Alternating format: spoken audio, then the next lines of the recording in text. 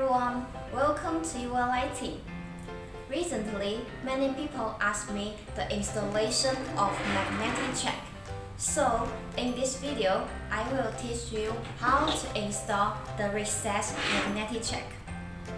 First of all, for the 20mm recessed magnetic check, we need to reserve a 34mm width slot in the ceiling. And then we put the recessed magnetic check into the slot.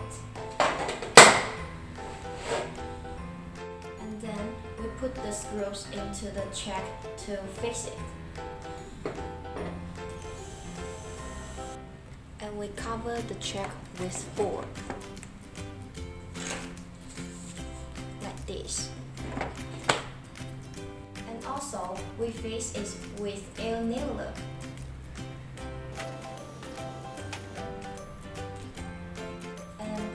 Up the booty, stick the anti-cracking net, and brush the edge paint.